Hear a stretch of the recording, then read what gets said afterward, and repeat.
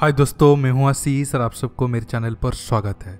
बुधवार को भारत ने एंटी सैटेलाइट मिसाइल परीक्षण कर पूरी दुनिया में इतिहास रच दिया, पर हमारे देश में इसके साथ गंदी राजनीति शुरू हो गई। अपोजिशन ने सरकार पर कई सारे सवाल उठाए। पहला, ये टेस्ट की क्रेडिट डीआरडीओ और इसरो को मिलना चाहिए, पर सरकार क्यों ले रही है। दूसरा, अब चुनाव के टाइम में कोड ऑफ कंडक्ट लागू है, तो फिर मोदी जी को क्या जरूरत थी आके देश के नाम पे संदेश देने की और इस मिसाइल टेस्ट के बारे में बताने की। अगर आप ये सारे सवालों की जवाब जानना चाहते हैं तो आखिर तक ये वीडियो को देखते रहिए। पहले आता हूँ इस टेस्ट की क्रेडिट लेने के ऊपर।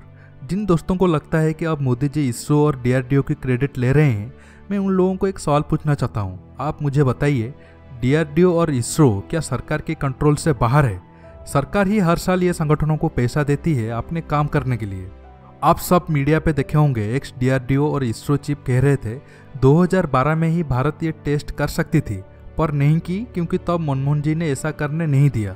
देखिए, हो सकता है तब मनमोहन जी इसलिए परमिशन नहीं दी, उनको लगा होगा अगर भारत एंटी सैटेलाइट मिसाइल परीक्षण करेगा तो अमेरिका समेत बाकी देशों के साथ भारत के संबंध खराब हो सकता है और आर्थिक प्रतिबंध भी लग सकते हैं। वजह चाहे जो भी हो, तब हमारे वैज्ञानिकों ने चाहकर भी ये टेस्ट नहीं कर पाए।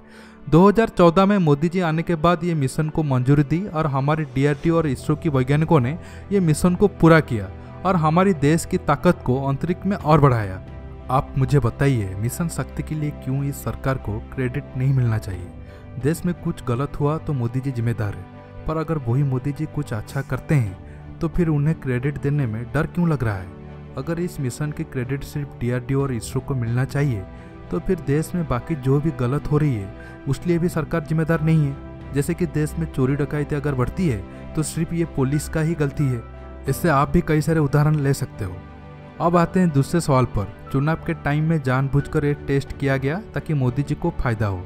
देखिए, ये गलत सवाल है। ये टेस्ट करने से पहले बहुत सारी चीज़ों पर ध्यान रखना होता है और सही टाइम का चुनना होता है ताकि हमारी परीक्षण से किसी और देश के सैटेलाइट को कोई नुकसान ना हो। पर यह बात हमारे अपोजिशन के नेताओं को कौन समझाए।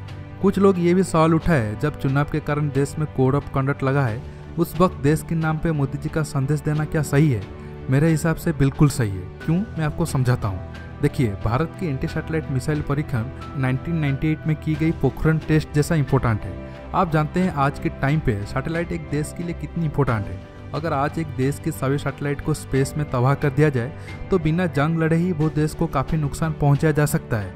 इसलिए जरूरी था कि देश की प्रधानमंत्री होने के कारण मोदी जी को सामने आके मिशन के बारे में डिटेल्स में बतानी चाहिए, ताकि हमारे देश और विदेश में लोगों के मन में इस मिशन के बारे में कोई डाउट ना रहे।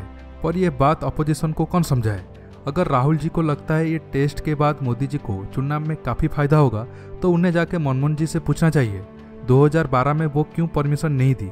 अगर तब टेस्ट हो गया होता तो 2014 चुनाव में कांग्रेस की हालत कुछ अच्छा होता, 44 की वजह और कुछ सीट आ जाती।